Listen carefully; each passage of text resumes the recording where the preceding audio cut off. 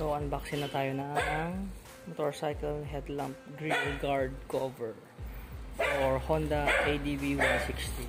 Yan. So, buksan muna natin. Kabitan natin yan. Huwag na natin patagalin. So, sa gustong umorder na ito, nalagay ko na lang sa comment section yung link sa Shopee para goods na goods yung makukuha yung motorcycle headlamp grill guard cover for Honda 160. Ayan, Honda ADV 150. Ayan, pero kasya naman yun sa 160.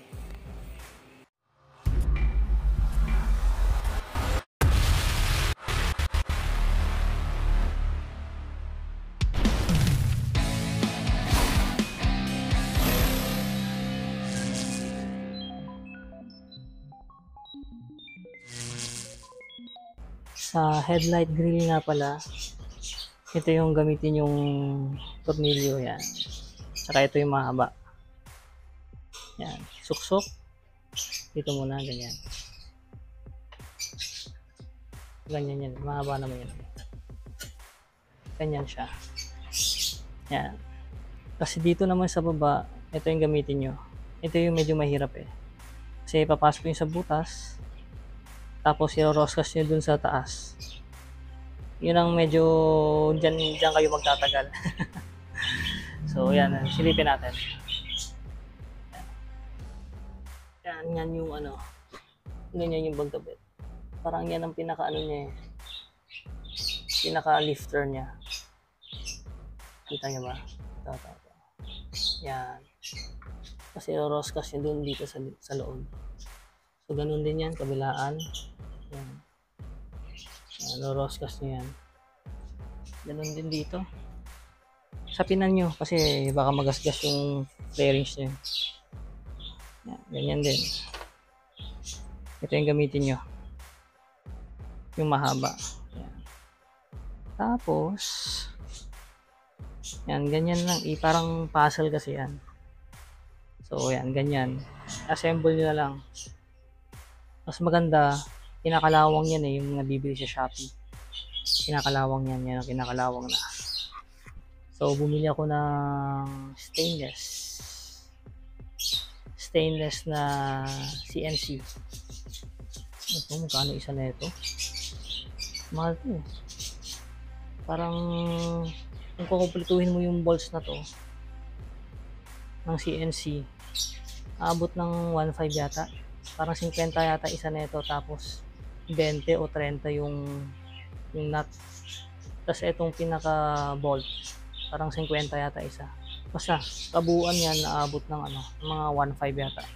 Kasi iba yung thread ng CNC, tinan mo. Yan, tinan mo. Detailed yan eh, tinan mo. Nakita nyo ba? Yan o. Detailed. Detailed. So yung iba, yan na yung ginagamit na. Hindi na bolt, gold bolt. So ako kasi mas gusto ko yung gold. Kasi yung ano daw, yung stainless daw, syempre hindi nagfi-fade. Pero yung gold daw kasi, nagfi-fade eh. Yan. Okay lang naman. Hira naman nasa labas to eh. Kaya iba pa rin yung dating ng gold eh. Yan. So yan, palitan nyo na lang kasi kakalawangin yan eh. So yun nga, assemble nyo yan. Ganyan. Yan. Tapos dito, dugtungan. Sa akin kulang dalawa. Kaya pinalitan ko muna ng CNC, dalawa. Sa kabila yung isa niya, yun o. Sa kabila. So yan, assemble nyo lang. Pagdating ng parcel nyo, yan. Tapos pati ito, yan. At dito sa baba yung ano, yung maiksi. Ito sa taas yung mahaba. Sa baba yung maiksi. So syempre ito yung sa gitna, yan. Madali lang naman assemble yan. At least may guide na kayo kung paano. Basta mahaba dito sa taas, maiksi sa baba, tsaka yung screw nyan, roscas nyo, paakyat, sakyat sa taas yung ano, yung pinakanat nya. Yan. Alright. So kabit muna natin. Yan. Yun, CNC ano. Yan, CNC. So kulang kasi yung dumating na bolt and nut sa akin. Kaya bumili na ako ng So iba kasi talaga pag CNC, mas malaki yun. Tsaka detailed talaga yung ano niya. Detailed yung pinaka nut and bolt. Ayan, kinalawang na. So, ito, hindi kinakalawang yan. So, yan. Ito, mahal dito eh. Alright. So, kabit muna natin. Medyo magtatagal lang kayo dito sa baba. Kabit muna natin. Alright. So, nakabit na natin.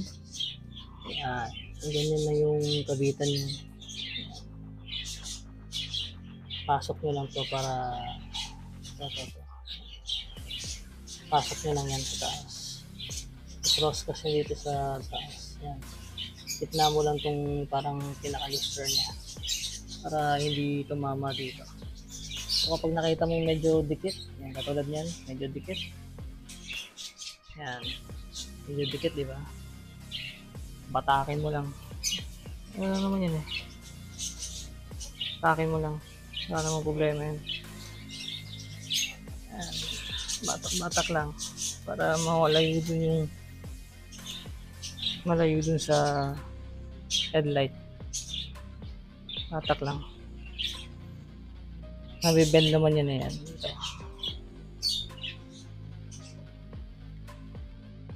Yan. Wala na. Malaki na ang distansya, diba? Wala na. Wala nang tama sa tornilyo. Yan. Malayo na. Hindi natatama yan. So, ganyan lang. So, ayun, nakabit na rin natin to. Check nyo na lang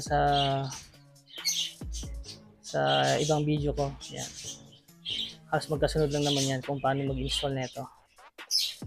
So, dun sa likod, hindi na tayo mag-install nito kasi iba yung lalagay ko, yung medyo mabigat. Medyo heavy duty dun sa likod. Meron naman kasi pero meron pwede lagyan ng grills na na ganito, protector. So hindi na tayo maglalagay ng dyan, ng grill, signal light grill protector. So bale lalagyan natin yung heavy duty na. Yung bakal dito, yan, bakal na. Walang protector dito pero cover siya nung bakal. Buong bakal. Kabilaan dito.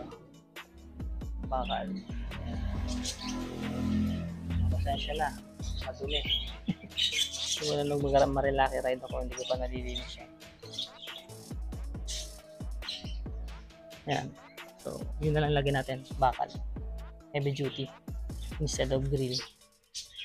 So, tingnan natin. Yan. So, okay na. Wala na sabit yan. So, yan na.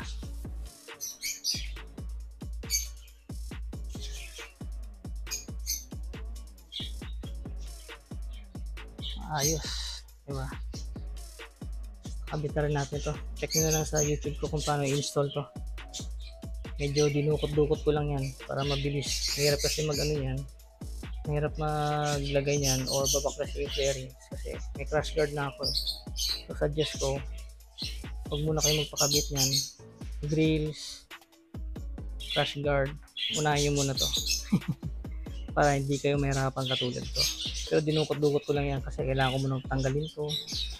Hirap ikabit to eh. Hindi dito banda yung mahirap ikabit sa baba. So yan, tinanggal ko muna yan. So at least meron na. Ayos.